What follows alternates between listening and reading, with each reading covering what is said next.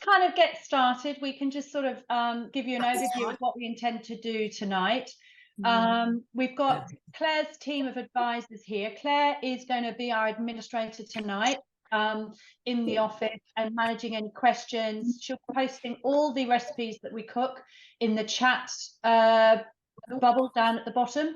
So any questions, pop them in there. Look out for the recipes. If you like any of the recipes, you can obviously save them, bookmark them in your Cookie Do account. The purpose of tonight is we're going to be talking about Go Green, Feel Good. This is a Cookie Do cookbook, and it's a collection on Cookie Do. We've got our team of advisors. So we start off with Claire, who's our team leader, and then there's me, Jane, Lucy, who's just joined our team, who's also my sister, just in case you're wondering, and then Emma. Emma's where are you, Emma? I'm in Newbury. I'm in my kitchen in Newbury. Is that right? Thank you. Yeah, no, that's cool. Hilary there, give us a wave. Sarah, give us a wave. Liz, give us a wave. That was a casual wave, Sarah Hocking. Lovely. So that's our team. We plan to do these, as many of you know, we do these Zoom demos quite regularly as an opportunity for existing customers to catch up with them, and hopefully everybody gets some tips and advice, and we share our favourite recipes, but also maybe for new potential customers who are thinking about a Thermomix, hopefully gives you the nudge to maybe book in that demo and find out more. You know who we are. Any questions you can ask us. So as I mentioned, we are going to be talking about this cookbook. All the recipes are on Cookie Do, but some of the cookbooks, and I think this is one, same with the Christmas one, they're really nice to have the actual solid book because there's so much amazing editorial in them. This one is talking about, it's all things green, so energy saving tips, excuse me, I've got on my list, you know, do it yourself techniques, talking about consumption, which is obviously very topical, reducing food waste, which we'll discuss tonight in quite a lot, organic options, homemade food, sustainable food shopping, seasonal eating. So it's a really nice book if that's what's if that's interesting to you. The recipes we're going to do tonight are all from this collection.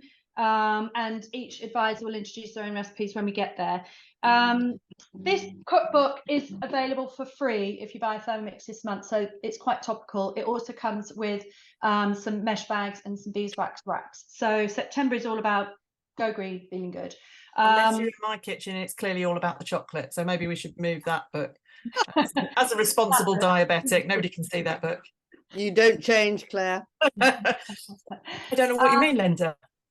And we are also into a massive recruitment period. Thermomix is expanding. We all are passionate about it. We are looking for people to join our team. So you know us as advisors. If you would like to come and join our team, if you are interested in learning a Thermomix for free, we all love it. So let us know. We'd love to talk to you. Yeah. Anything else? If you want to have this much fun on a demonstration, then that's why we need you to join. And customers absolutely make the best advisors. Start with you, Liz. Liz is going to talk to you about her Chewy Cinnamom Apple bars. Right.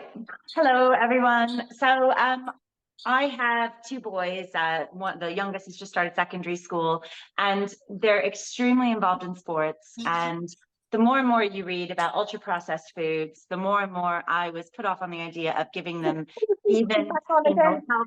Yeah. So as I was saying, I've got two boys and they're extremely involved in sports, and it was important to me that I wasn't just giving them junk, essentially, you know, foods full of ultra processed ingredients. And so I decided that what I was going to do was try to find a bar that not only I was happy to give them, but they actually enjoyed. And I came across the Chewy Cinnamon Apple bars, which are on Cookie Do. A little bit of a variation that I do on them, but I'll discuss that as I get there. Not much though. So we're going to start with that recipe today. And I'm also going to show you a little tip with the chalk function. So the nice thing about these bars is there's nothing in them that's ultra processed. It's all healthy ingredients. I even make my own butter, so I put my own butter in them, and my own peanut butter as well. So if we press start cooking, the first thing you're going to see is that it's going to want me to heat the oven. So I've already done that. And I've also lined a square tin So just baking paper, that's all you need. Doesn't need to be greased. Remember, everybody, all the links to all the cookie recipes are in the chat. So make sure you've got the chat bar open for any questions, and you can take the link from there and copy it into your cookie do browser. Yeah, apologies. I've got a bit of a glare on my screen, so it's hard to see it, but it wants me to put in 8 ounces of apples. So this recipe works in, not in metric, it's working in imperial. So my machine switched over to that, so apologies. But you can see all the apple slices I've got here. So I used my apple slicer, and it wants them in pieces diced. But to make my job easier, all I'm going to do is put them in the machine, and I'm going to go to my home screen, and I'm going to go to chop. And if you've never used the chop function, I recommend it. It's amazing. Let me see if I can move my camera so you can actually see how I'm doing the chop function. Quickly hide your IKEA chopper. No one needs to see that, Liz. I didn't see an IKEA chopper. Where? Don't worry. So under here where it says apples, I'm going to press apples, and 100 to 300 grams, quartered, set, and it's going to chop them for about 2 seconds.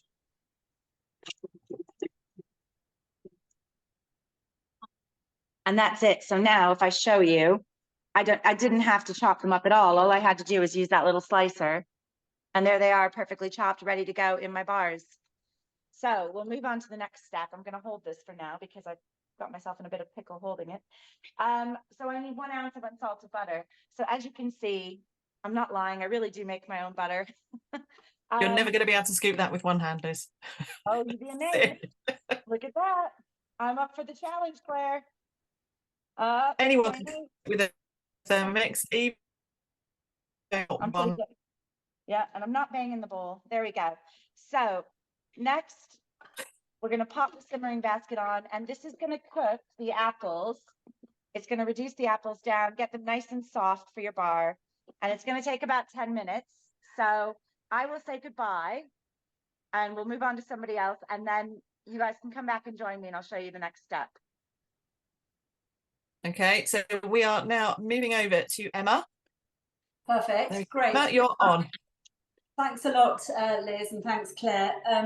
I'm going to be making banana peel cookies tonight, which might sound, well, the name of the recipe might put you off because it's got banana peels in it. And in fact, you might as well just call them banana cookies, because by the time you've made these and you've tasted them when they're hot and you've eaten them when they're cold, you're absolutely going to love them and you're not going to look back. And the reason it's a good thing to use banana peel is that sometimes you might make a banana cake, or you might make, I made yesterday the yellow banana ketchup from this same recipe book, and I had loads of banana skins left over, and that was a delicious hot and spicy banana sort of Caribbean-y ketchup, by the way. It's absolutely delicious. And I had all these banana skins left over, which I'm going to be cooking in the recipe tonight. So I'm not having any waste.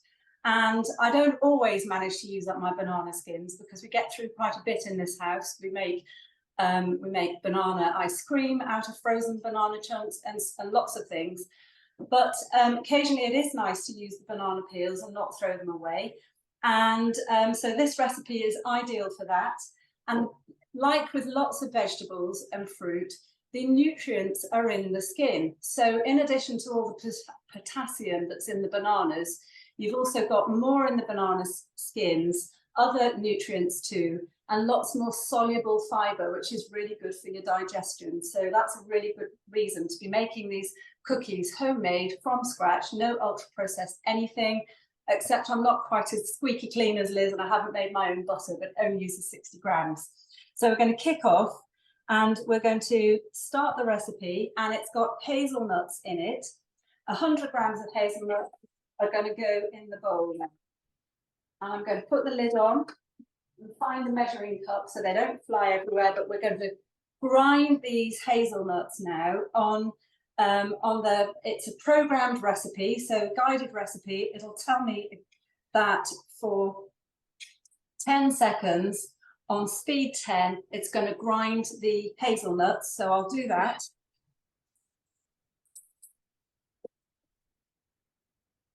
While it's doing that, just to let you all know, I've popped in the chat as well the whole link to the Go Green Feel Good cookbook recipes, so you can pick it up there as well. Sorry, maybe I should have gone on to mute then. So No, you no, could have it's gone- fine. It mutes the sound, Emma. It's fine. Oh, perfect. Okay, so I'm going to show you in the bowl now. I've got finely ground hazelnuts, and I'm putting them into a bowl, just reserving them because I don't need them until later in the recipe. So with Thermomix, if you're going to be using grated cheese or anything, nuts that are ground, or lentils for thickening your recipe later on, you always grind them first and save them until later on in the recipe when it calls for them. So I've transferred the ground almonds to a bowl and set that aside. And the next job is to put in 200 grams of ripe bananas, which have been cut into 2 centimetre slices. They're really good for you to eat, ripe bananas peels, but you do need to cook them first. They're much more delicious. 60 grams of unsalted butter diced, so that goes in there. Stuck to the side. 50 grams of brown sugar and 50 grams of white sugar, which I've measured out and just put them both in the bowl. Goes in there. And then the white sugar's in there, and then it says to put the lid on and put the simmering basket in place, which is really just there to remind you not to put your hands anywhere near the top of the bowl while it's cooking, because it will produce some hot steam while it's cooking, and we're all about health and safety, as you know. And put it on to 4 minutes at 100 degrees. It's going to cook on reverse speed, so I'm going to get that going. And we're going to leave that for 4 minutes, actually. If we want to make progress with the next recipe, this might be a good thing to do, and then you can come back to me at the next stage. How about that? Yeah, that's absolutely perfect. So we're popping over to Jane now. Cool. Right. Hi, everybody. I'm making a recipe called green leek gomasio. I'm not sure if I'm pronouncing it right. I've made this before and it's really delicious. It's basically leeks, sesame seeds and salt, and it's an amazing seasoning for especially Asian dishes if you like the noodles or fried rices and things. So I really highly recommend it. But what it wants is your green bit of the leek. So we made a chicken and leek pie for dinner tonight, and then the leftover end bits, which potentially I would actually put in vegetable stock paste. So that's another way of using all your wasted, what you would normally waste vegetable bits. But I sliced it thinly and dried it, and we're ready to make the salt. So if I click on start cooking, it's asked me to preheat the oven to 100 degrees. And I did this all earlier just to save a bit of time. I weighed 100 grams of sesame seeds into a bowl onto my Thermomix as it asked me to do, set the bowl aside, then another bowl onto the Thermomix, and then I weighed about 80 to 100 grams of leek, which is about that much. So it's just the end of one leek, but sliced really thinly, 5mm thin. And then transferred the leeks onto a baking tray, popped in the oven for 20 minutes so they dried out. So you can see that they're quite dried and dehydrated. And turning them a couple of times. I then just roasted the sesame seeds on a frying pan, dry roasted. And now I'm coming to the recipe. So it's just saying to me, sorry. So put the sesame seeds into the mixing bowl. Okay. So those were all pre-weighed out before I dry roasted them. Put your lid on. Click on next. And it's set to 10 seconds, speed 10. So I'll cut out for a minute. Bear with me. Alrighty. So then if I click on next, and basically that's the maximum speed of the Thermomix, it's put it onto a fine ground. So you've just got ground toasted sesame seeds, which the smell is absolutely lovely. And then it's asked me to add the dried leeks into the mixing bowl. So I'm just doing that. Click on next and add 25 grams of coarse sea salt. So I've actually got the Himalayan pink salt here. Pop that in. pop the lid on top with the measuring cup inside, and just 5 seconds on speed 6. So it's not blending it as finely as it did earlier. And this is probably another one, because Joan's going to put it into a jar, that would be good for edible gifting. Really good idea. So that's it. And then that is literally your dried leek and sesame salt. So amazing seasoning. The smell is really lovely. Smell it. But it's still got a bit of texture. You can still see the leeks in there. So it's got a bit of texture on it. And that's me done. Oh, it's normally me that gets the really quick ones. That's not fair. You've chosen the quick ones now, and I'm just anyway. Right, let's go back to Emma, because I can see she's ready. Hi, I was just turning my microphone back on. It's got another 15 seconds left to run. But the idea is that when this is cooked, I'll show you what it looks like. You leave it for 20 minutes to cool down, because the next step is going to be adding flour and eggs, and you don't want to add the egg into too hot a liquid. So the cooking phase, the 4 minutes, just stirring, gently melting the butter and cooking the peels. That's over now. And it's the sugar, the butter, the banana peels, and so on. And they've just been sautéed in the butter and sugar there. So that you can see there's nice steam coming out of the bowl. They're nice and hot. But this one I cooked, it's about 20 minutes ago that I cooked this one. So this one I can work with now. It's much cooler. It's not going to try and fry the egg when I drop it in there. So I've just swapped that bowl over and I've let it cool for 20 minutes. I've put my oven on to 180 degrees already.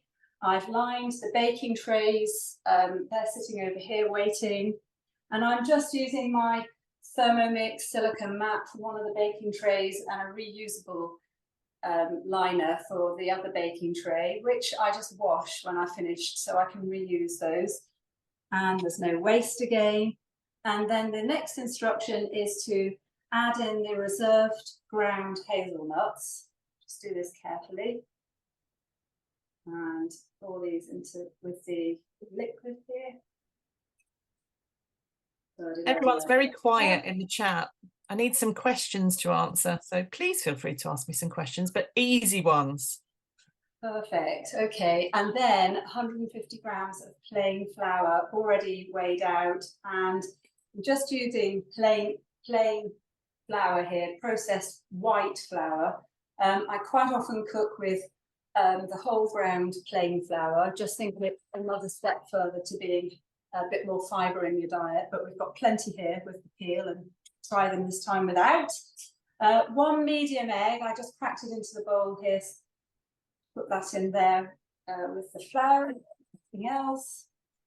Half a teaspoon of bicarbonate of soda, which is here. I've got a little teaspoon here, so just pop that in there. And some salt is required. A pinch of salt, don't need much, just a little bit out of here on the palm of my hand and into there. And then insert a measuring cup into the lid. Use a lid with a measuring cup in it.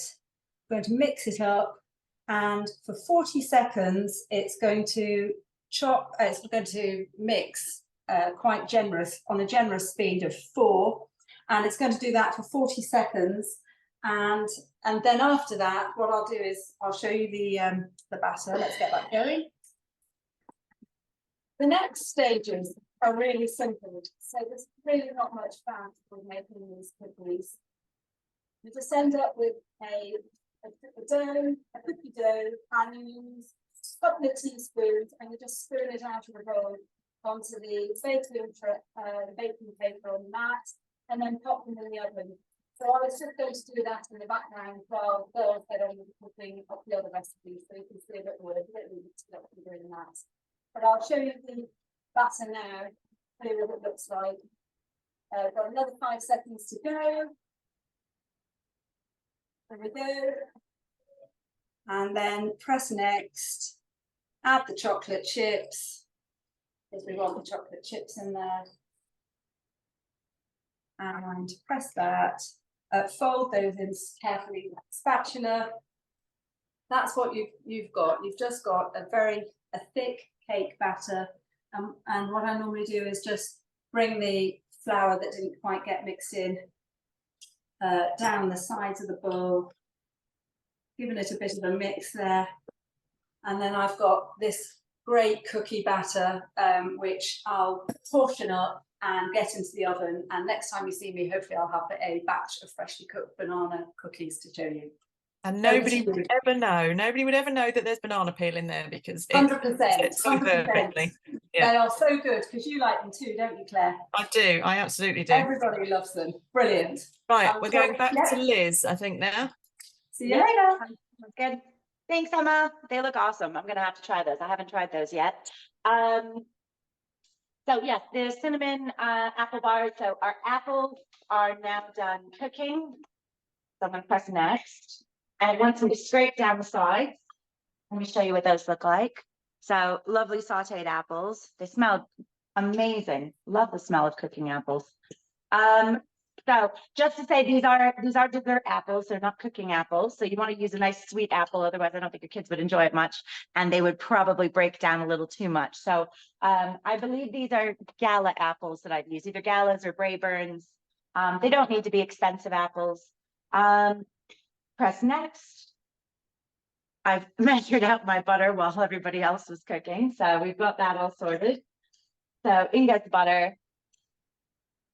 Next, 4 ounces of honey. So I'm just going to pour that straight from the jar. There we go. Is everybody there? You guys are all very quiet. I know, it's very unnerving. I don't think we've ever had one where we can only hear us. I know I muted everybody, but you can absolutely, you know, ask a question. I've cut myself off again. No, we can still see you. Yeah, 3 ounces of peanut butter. So this is the homemade peanut butter. I will say I made a mistake with this peanut butter. It's fine.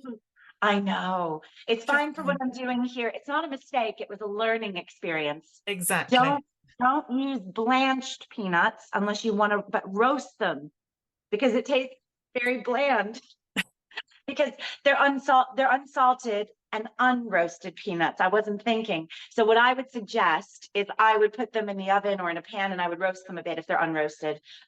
Because yeah, it had fairly bland flavor, whereas normally I use salted roasted ones. But for this recipe, it's perfect because it still gives it a bit of a peanut flavor and helps hold the bars together. So we're going to put in 3 ounces of peanut butter. Nearly there. And again, the nice thing about That's all right. No, it's all right. I'll mention this when we go back to Emma later. There was a tip on there from Sue who's saying with the banana peel, it's a good idea to use organic bananas if you make these cookies, as bananas are grown in pesticide intensive environments. That's good to know. Didn't know that. Yeah. Can I say something there as well? Could I quickly mention that that's a great comment? And I forgot to tell you that I washed the bananas beforehand. So that's another double, a double safety check that you can take. And I've never thought of washing my bananas before, but that was something that came up when I researched it last night. So thanks for that. Perfect. Thanks, Emma. Hang on, let's find this again. There we go. Good. So 2.5 ounces of dried cranberries.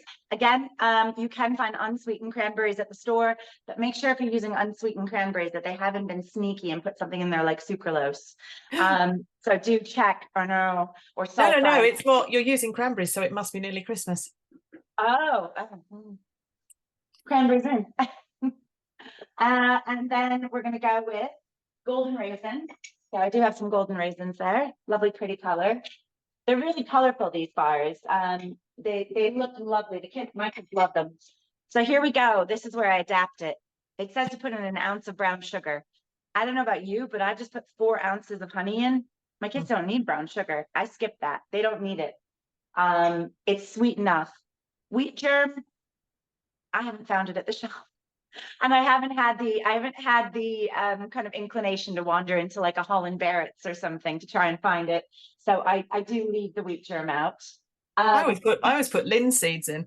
Yeah, or linseed. Yeah, I have done that before. Sometimes though the kids say there's too many seeds if I add extra seeds. So I usually just stick with the seeds they say. So that's my sunflower seeds. That's 1 ounce of sunflower seeds, 1 ounce. and 1 ounce of pumpkin seeds. So you can see there's all sorts of goodness in this. It's lovely. And then a bit of vanilla extract. So I'm just going to add that in, 1 teaspoon of vanilla. Have you not made your own vanilla extract, Liz? I know, Shocking. I really need to, don't I? No. And Not that I notice these things, just saying. no, not at all. No. Always watching. Always watching. Oh, thanks, Claire. No, because that's not one I'm making in the Thermomix. That's just get a No. bottle of vodka and add the vanilla pods. Yeah, it's true, exactly. Yeah. 1 ounce, 1 teaspoon of cinnamon. You've got half a teaspoon of sea salt. Again, this is your choice. I do a little less than that, especially if you've done a bit of salt in your peanut butter anyways. You can do a little less than half a teaspoon if you'd like. And then nutmeg. So I always grind my nutmeg. I always grate my nutmeg fresh because I always think it has such a nice flavor. So it's just about 1/8 of a teaspoon. So it looks about right to me. Smells really nice. Does it It's smell so like Christmassy? It feels really doesn't it? Christmassy now that you've said it. Cinnamon, nutmeg, You cranberries. see? Yeah. So no measuring cup. And we're going to turn it on. And what it's going to do is it's going to cook the Mumbaroma. It's going to cook all those spices together with the honey. It's going to warm up the peanut butter and the honey. And it's all going to become a nice kind of thick, warm batter. And then we'll come back in a few minutes, in about 4 minutes, and I'll show you how to add in the oats. Okay. Just before we go over to Lucy, I've got another question for Emma. I don't want to make her jump. Okay, hit Right, me. hang on. Let me just ping you here. Right. So Mum Peng has asked, how long can you keep the banana peel before you should cook it? For example, if I have the banana for breakfast, but I might not make the cookies in the morning, the skin goes brown. I mean, I know what I do, but let's hear what you do first, Emma. Well, I used my bananas in the daytime yesterday, and I don't mind keeping them overnight, maybe up to about 2 days. But it's a good question. What do you think, Claire? Well, I always freeze mine, and Linda's said, can you use frozen? So I would absolutely freeze them because it doesn't matter if they're brown at all. Yeah. So I do freeze my banana skins because that's what we do. And yeah, absolutely. You can use them brown, you can use them frozen, you can use them fresh.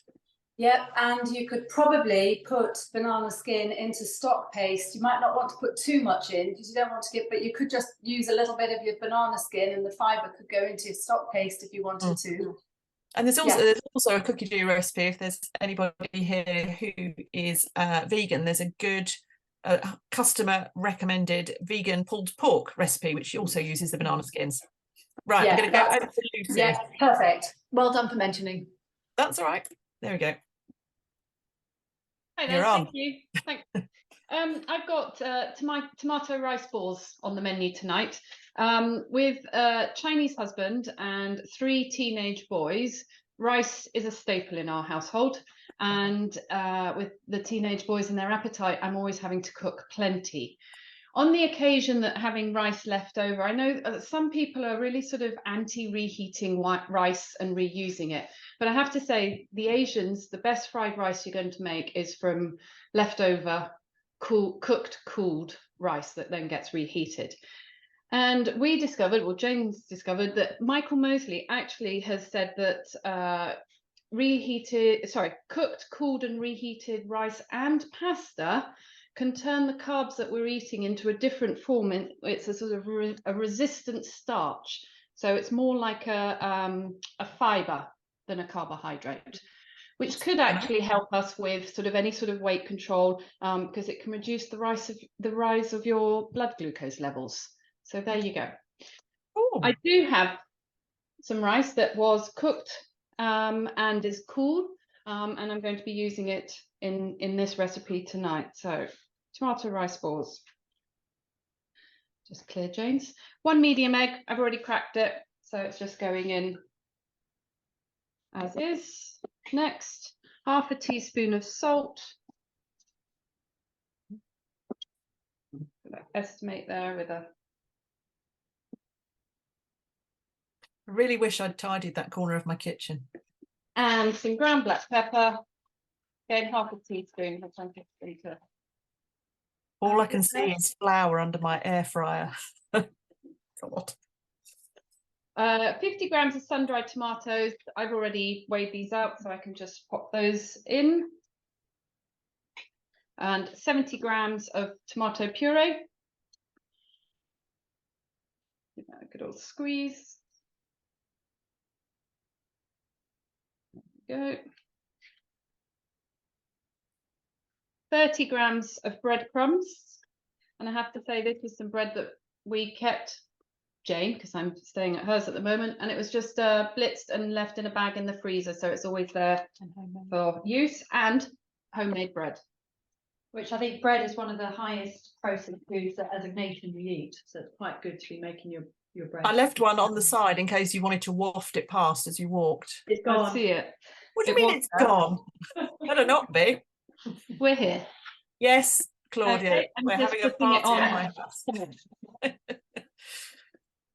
There, look, here's one we made earlier, or two. Not that we eat a lot of bread in our house. Okay, just to scrape down the sides. Oh, and I have to say, whoopsie. That's looking pretty Ooh, good. done. Just with those sun-dried tomatoes, adding all that colour. I've not made this. I'm really looking forward to it. Now you've just said what you said about the rice and being diabetic, that would be like really helpful for me. So I agree. Okay.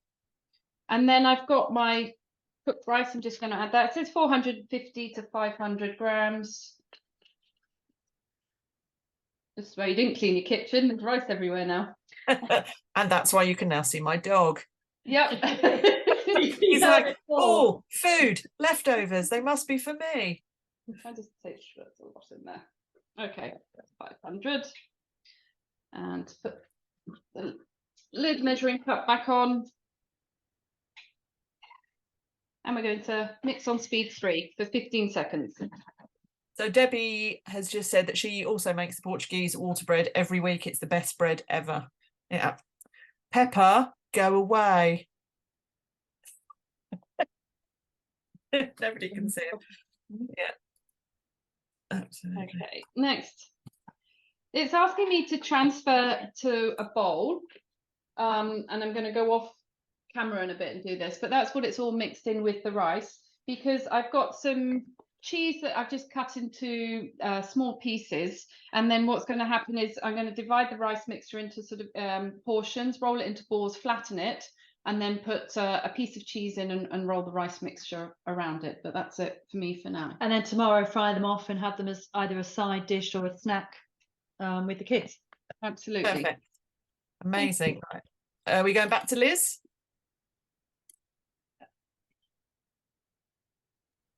Unmute myself. There we go. There you go. Now I'm Perfect. muted. Brilliant. So you can see I've got my pan ready. I'm just going to show you what the mix looks like. It looks amazing. It looks like, now that you've said Christmas, Claire, I can't get it out of my head. It looks like the most amazing mince pie filling. It's less than 100 days, just saying. I know, it smells, oh, it smells so good. I love this. I make these for myself most of the time, I think. So we go next, and it's going to want 6 ounces of rolled oats. So just standard porridge oats. So I'm going to pour those in. Right. And it does ask for crispy rice cereal, and I don't put it in. And the reason I don't put it in, probably in the past I would have, is that I was, reading all about ultra processed food, and I realized that actually a certain brand and a certain kind of cereal that has to do with puffed and rice is actually extremely ultra processed. And there's a lot of ingredients in there that you don't necessarily want to put into your cooking. So if I'm going to the effort of putting all of these lovely whole ingredients in here, and then I add the puffed rice in, which I know is an ultra processed ingredient, it seems like I'm defeating the purpose. So I have decided to leave it out. So I skip over that. And I also skip over unsweetened coconut flakes. And that's only because my oldest will refuse to eat them. So I leave the coconut flakes out. You can definitely put those in. I'm sure it would taste amazing. So you put the lid on, and you're going to put your spatula in the bowl. For anyone that hasn't done this before, don't worry. It will not touch your blades because you've got what's this called again, Claire? The flange. The That's that. Yes, that. flange. You said it, not me. So, so we're going to mix it with the spatula. So we're going to press Okay. next, and we're just going to mix it for 15 seconds. So this is just ensuring that as it's mixing and the oats are coming up the sides of the bowl, that this is just pushing those oats right back down and making sure that everything's getting mixed together nicely. And this is the final step. So I'll show you what it looks like. And then if you'd like to cut away from me, you can. I'm just going to transfer it all into the prepared pan. But I will show you this so you can see. So there's your granola bar mix. So that's all going to get transferred into this square pan. I'm going to press it down quite firmly because you want to make sure that the bars are going to hold when you cut them. And then I'm going to bake them in the oven for about, I believe it's 15 minutes. I make this, oh, sorry, 25 minutes. 25 minutes till they're nice and golden brown. So we probably won't see them come out of the oven, but you can see, I mean, you can get an idea of what the bars will look like, and we can add photos later. But what I suggest is, as nice as they smell, as tempting as they are to eat, when this cools off, pop it in your fridge overnight, because you'll be much happier that you did, because the next morning you can slice them into proper bars and they'll hold their shape. And then you won't be handing your kids, you know, or yourself little pieces of bars as they're falling apart. If you put it in your fridge overnight, the next day you can slice them into beautiful bars, and you know, no one won't know that you didn't just buy them at the shop. But you will, and you'll be happy that you did make them yourself. So yeah, that's it. I'm going to put those in. So feel free to, you know. Have you got any idea of the cost of them, Liz? I wouldn't say it's the cheapest recipe I make, because of some of the seeds and the nuts can be a little bit more costly, like especially the cranberries. But I suppose, yeah, I have to work out the costing. I mean, the porridge is really inexpensive. The honey's not much. I make the peanut butter myself and the butter myself. But I think where the cost comes in is when you're buying things like dried cranberries, because those can be quite expensive. Cool. Let me remove spotlight. And so Hilary, can you hear me? Sorry about this. Hilary, I think, is going to come on now with her courgette sorbet. And don't judge this one. It's brilliant. Yeah, I can't change. Over to you, Hilary. Hello. So yeah, it sounds horrendous, but it's not. It's absolutely delicious. It's perfect for the weather we had like a week ago when it was like super duper hot, because it's really refreshing. But equally, it would be really nice, I think, as like a palate cleanser. So hubby's birthday is coming up, and he loves a really hot spicy curry. So I'm thinking it'd be a nice sort of palate cleanser with that. So again, it's from the Go Green Feel Good cookbook, and so you get lovely pictures and a bit of information around it. This actually inspired me after I'd had it to grow my own courgettes. So thinking about in terms of the skins, like we had the skins we were talking about with the bananas. These courgettes that I've chopped and frozen are actually from our vegetable pack, so I know there's no nasties or pesticides or anything on them. So I've saved it into my week, and we're going to start off with 2 lemons, finely grated zest of. So here's some I prepared earlier. It's like we've done it before, Hilary. I know. Just a quick message for Liz, if you're listening there, Liz. Yep. Sue has said that Rude Health produce organic spelt puffs, and you can use those instead of puffed rice for a cereal bar. So, oh, great tip. I will definitely look into that, because the puffed rice, it does add a nice little crunch to the bars. Okay, cool. Right, you're back, Thank you. Hilary. Okay, so to that we're going to add between 80 to 100 grams of just standard white sugar. That's probably the only bit in this which is a little bit naughty. Everything in moderation, that's what I say. Yeah. Except gin. So, and I've gone for 89, so not too naughty. And then we're going to pop the lid on. Which sugar was that, Hilary? That's just standard white sugar. Just white, okay. Yeah. And it's going to get to speed 10. You can even make your own brown sugar. I've learned now, just white sugar and molasses. So who knew? So not only can you make your own icing sugar and caster sugar, you can make your own brown sugar, golden syrup, and every condiment you've ever thought of, including banana ketchup. Okay, and what that's done is made a lovely lemon zest sugar, which smells absolutely amazing. So very similar to when you make lemon drizzle.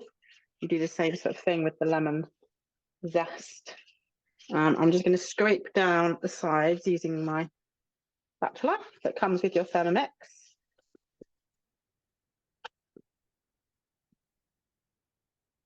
There we go. And then we're going to add to that 400 grams of courgettes. So, have a look. Ooh.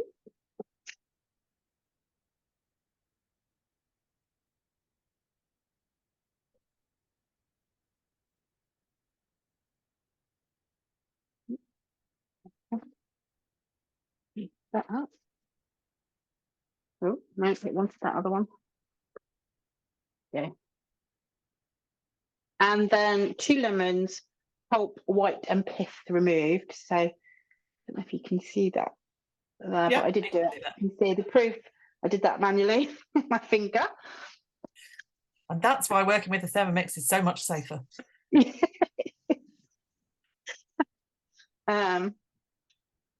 And we're going to insert the spatula through the hole again with this one. So again, it's got that lovely cuff, or flap, if you like to call it. It's not a cuff, it's an engineering term. Just saying. I'm over it now. I can say it without smiling. When it goes through the lid, it means it's not hitting the blade because it can't go any further. And with the green spatula there, you can actually see it can't go any further than that. We're just going to press next. And we turn it round to speed selector 9 for 10 seconds. So you can see that has made very light work of the. And we're just scraping down the sides again. Okay. Is it 4 portions or? This is, I think it was 4. Bear with. No, that's all right. Check. Just wondered because it always looks such a lot in the bowl. Yeah. I'm just going to go back. Yeah, put this spatula back in. I don't really want it on my ceiling. There we go. Speed 9.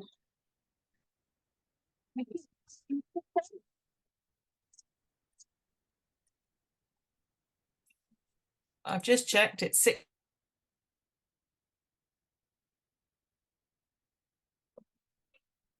Okay.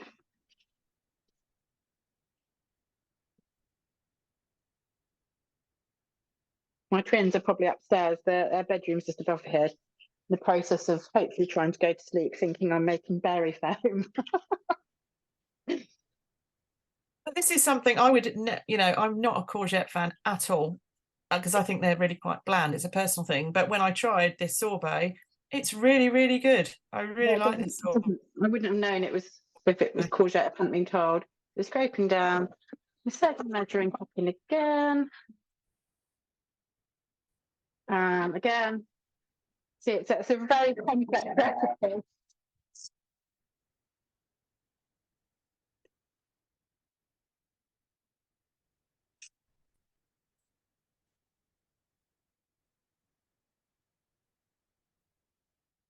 Okay, and it's for 6 people that I'm at this recipe that I've made. You can see, lovely. It's almost like a granata, I think. And you can just transfer that to the freezer, freezer-proof container, and store or serve them immediately. And they suggest that you can garnish with some fresh mint leaves. So I'm just going to pop some in a glass. Lovely. Okay, so you can have maybe a better look at the colour. I don't think, you put, like you say, I think like a little palette cleanser. That's really nice. I was surprised at just how fresh it was. I think as a palette cleanser, it'd be amazing.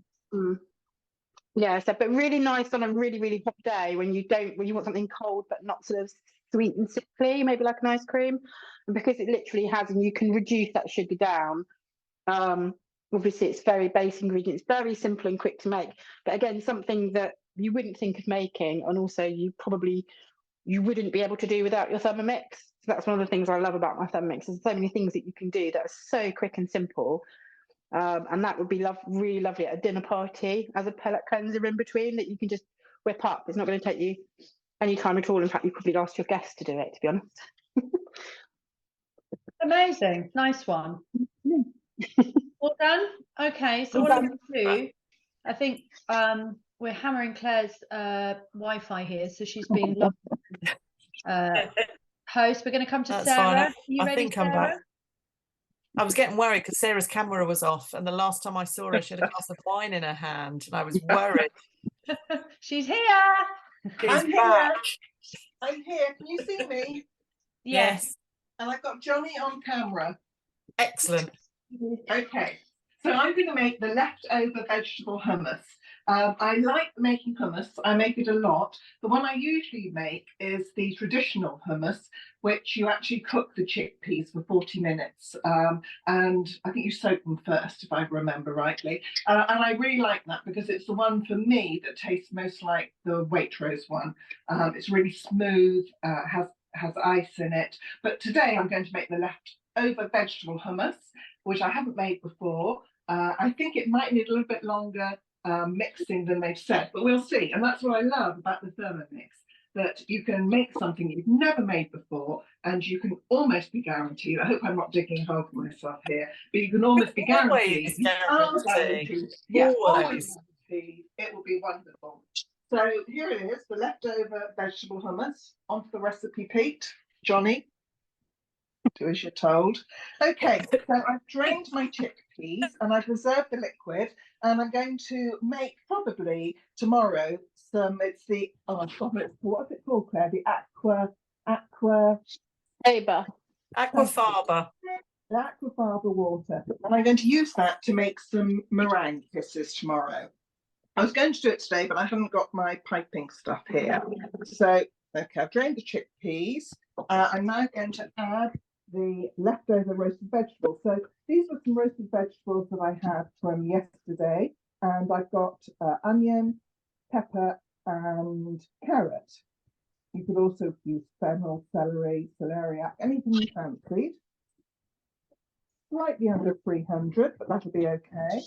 Oh, I've jumped ahead. I had chickpeas in there already. A little bit of reserved aquafaba. I'm going to put 30 in. I'll explain why in a minute. Okay. Tahini. I love tahini, so it's 50 to 75. I'm going to probably do at least 75. I think tahini is the best bit of hummus, personally. And that's another one that if you can be bothered, you can make your own tahini as well, like the brown sugar. Yeah, have you made it, Claire? I have, actually. Yeah, is it good? Just sesame seeds. Yeah, it is. Okay, a bit of extra virgin olive oil, 30 grams. Oh, look at that beautiful placement of your wine glass, Sarah. Just slipped it down the corner. Yeah, thank you. Jenny. Oh yeah, and before I do the next bit, I made some pittas earlier this evening. So homemade pita bread to have with our hummus. So easy. Perfect. 20 grams of freshly squeezed lemon juice. There we go. Garlic clove. We've got a couple of garlic cloves. I do like the garlic. Not a romantic night in your house tonight, then. Well, it's right, we're both eating it, so we'll be fine. And a teaspoon of ground cumin. Which one was that? Didn't hear that. Cumin. The cumin. That was the cumin. Lovely. And then some salt to taste. I'll probably put, as you know, the good thing is if you're not keen on too much salt, you can cut that down. But I've gone full out. Again, like Hillary's sorbet, we're going to need the spatula to help us now. My little secret bit, my little secret ingredient, a couple of ice cubes. Why put a bit less water in? It just, for some reason, it seems a magic ingredient with the hummus, and just seems to help make it really nice and creamy. So 45 seconds. You want to talk over this, Claire? Oh, no, I'm just writing down your top tip there. That was amazing. I've not done that before.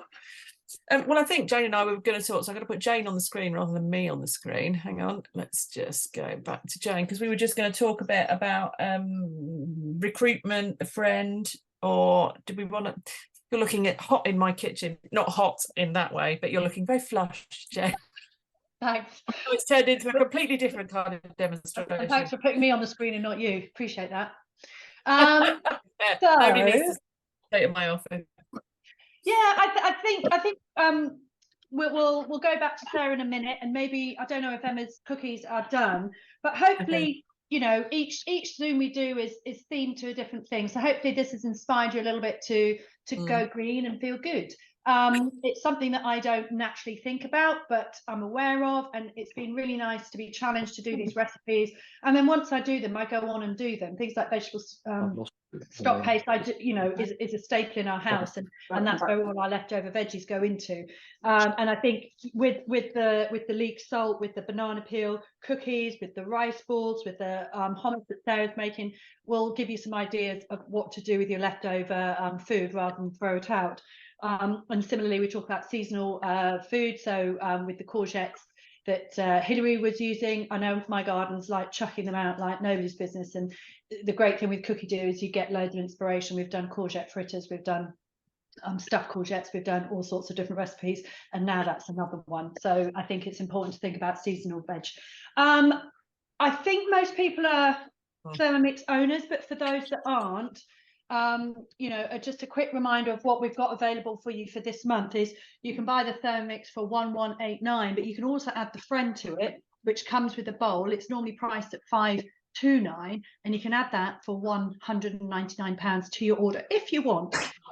If you do a lot of cooking, if you're time poor, it's amazing to have, because it does cooking and stirring. It doesn't do the heavy lifting, doesn't do the chopping and kneading and things like that, and weighing. But when you're making a soup or a risotto, when you're doing the 15-minute cook, pop it on there, come back to your Thermomix to do another dish. So you're just really maximising your cooking time. So a really nice offer. You can save over £300 if that's for you. We've got a 0% offer on 12 months if you've got to do a minimum spend, which basically includes a Thermomix and maybe another mixing bowl, and then you can do a 12-month finance plan at 0%. So a really nice opportunity. But the biggest thing for us is recruitment. Thermomix is really growing. I think it's an amazing time to get involved. If I think you all are passionate about food, passionate about what you eat, passionate about cooking, eating, feeding families, then maybe a job with Thermomix might be of interest, and we would love to have you join us. So talk to your relevant advisor. You can put in as much time or as little time as you want. You're your own boss. Thermomix provides you with all the tools. So it's a really nice job. I think we'd all agree. And I think that's why with a lot of these recipes, a lot of us wouldn't have considered cooking them. And I think where we've joined as advisors and we've joined a much wider community, that's why we're all sharing the love and sharing all the recipes and stuff like that I wouldn't have got if I hadn't joined the team as an advisor. So it's just quite nice to try new things, and that's why I find it quite inspiring joining. Anyway, right, I think we're going back to Emma or Sarah. Who is ready? Emma is ready. Let's go back to Emma. Right.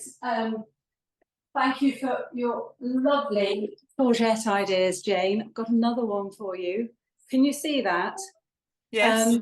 That is courgette marmalade. So it's we've got loads of courgettes at this time of year in our garden, and that is courgette with jam sugar, but lots of lemon zest and ginger, lots of lemon and lots of ginger, and it is a really delicious, and it's actually very marmalade-y in taste, but more lime. You could call it lime marmalade. It's delicious.